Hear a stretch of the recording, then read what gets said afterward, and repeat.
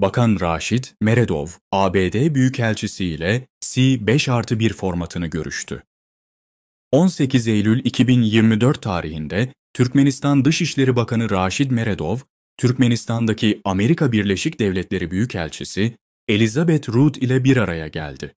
Görüşme sırasında taraflar, Türkmenistan ve ABD arasındaki geniş kapsamlı ikili işbirliği ilişkilerine dair güncel konuları ele aldılar. Ayrıca Orta Asya'nın 5 ülkesiyle ABT'yi bir araya getiren C5+1 formatındaki işbirliğinin önemi vurgulandı. Bu format çerçevesinde güvenlik, ekonomi, enerji ve çevre gibi alanlarda başarılı işbirliklerinin sürdüğü belirtildi. Türkmenistan Dışişleri Bakanı, Rusya Federasyonu Büyükelçisi ile görüştü. 18 Eylül 2024 tarihinde Türkmenistan Dışişleri Bakanı Raşid Meredov, Türkmenistan'daki Rusya Federasyonu Büyükelçisi Ivan Volinkin ile bir görüşme gerçekleştirdi.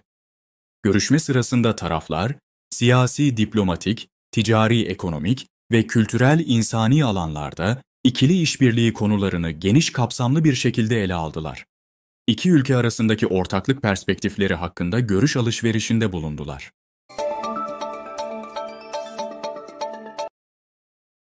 Çin Halk Cumhuriyeti Büyükelçisi ile görüşme gerçekleşti. 18 Eylül 2024 tarihinde Türkmenistan Dışişleri Bakanı Raşid Meredov, Türkmenistan'daki Çin Halk Cumhuriyeti Büyükelçisi Qian Naicheng ile bir araya geldi.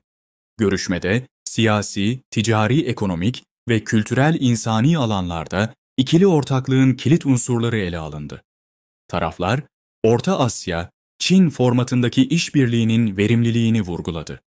Ayrıca bu yıl içinde gerçekleştirilecek ortak etkinliklerin hazırlıkları da gözden geçirildi. B. Orta Asya için önleyici diplomasi. Bölgesel merkezi arasındaki işbirliği görüşüldü.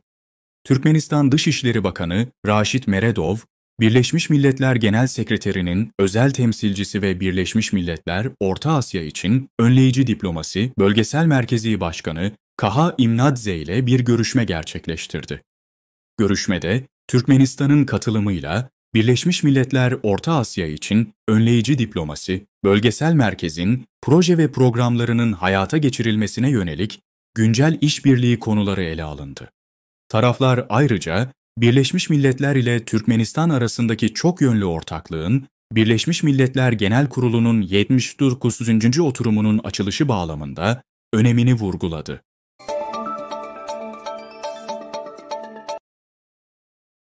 Türkmenistan'ın ekonomik başarıları fuarı açıldı.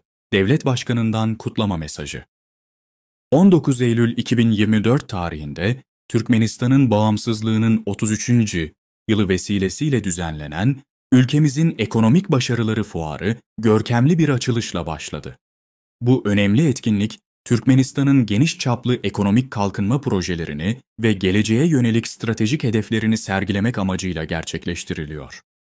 Açılışta, Türkmenistan Devlet Başkanı Serdar Berdimuhamedov, katılımcılara hitaben bir kutlama mesajı gönderdi.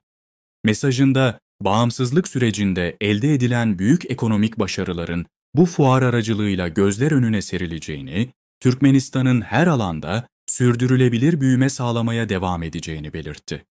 Atavatan Medya olarak fuardan en özel anları Atavatan TV YouTube kanalında sizlerle paylaşacağız. Alman şirketlerle ortak projeler gerçekleştirilecek.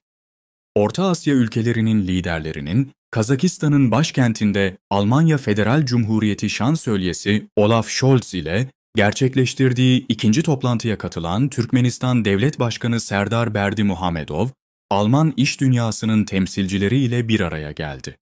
Devlet Başkanı Serdar Berdimuhamedov, kimya sanayisinin geleceği parlak bir sektör olduğunu vurgulayarak, şu anda Garlik-Kaliyi madencilik kompleksini geliştirmek amacıyla Alman tarafıyla görüşmelerin devam ettiğini belirtti.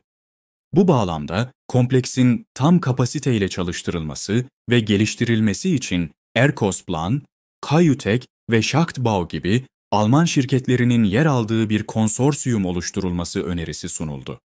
Ayrıca Devlet Başkanı Gayanli'daki polimer fabrikasının geliştirilmesinin de önemli projeler arasında yer aldığını belirterek, MAN Energy Solutions şirketinin bu tesiste bulunan atık gaz sistemlerinin bakımına Alman uzmanları çekme olasılığına dikkat çekti.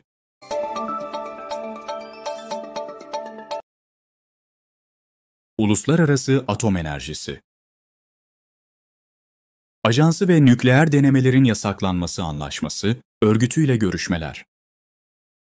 Türkmenistan heyeti, atom enerjisi konusunda Uluslararası Ajans'ın 68'in genel konferansına katılmak üzere Avusturya'nın Viyana şehrine bir ziyaret gerçekleştirdi. Türkmenistan Dışişleri Bakan Yardımcısı Mehri Beşimova, genel oturumda yaptığı konuşmada, Türkmenistan ile atom enerjisi konusunda uluslararası ajans arasındaki işbirliğinin geliştiğini ve bu işbirliğinin öncelikli alanlarda güçlendirilmesine olan bağlılıklarını vurguladı. Beşimova ayrıca, atom enerjisinin tıp, tarım, çevre koruma ve su kaynakları yönetimi gibi barışçıl amaçlarla kullanımına özel önem verdiklerini belirtti. Onkoloji hastalıklarla mücadelede Türkmenistan'ın uluslararası ajans ile yürüttüğü işbirliği de öncelikli alanlar arasında yer aldı. Türkmenistan heyeti, Uluslararası Atom Enerjisi Ajansı Genel Direktörü Rafael Grossi ile bir görüşme gerçekleştirdi. Görüşmede Türkmenistan'ın Impact programı ve gelecekteki ortak projeler masaya yatırıldı. Ayrıca Türkmenistan heyeti, Nükleer Denemelerin Yasaklanması Anlaşması Örgütü'nün icra direktörü Robert Floyd ile de bir araya geldi.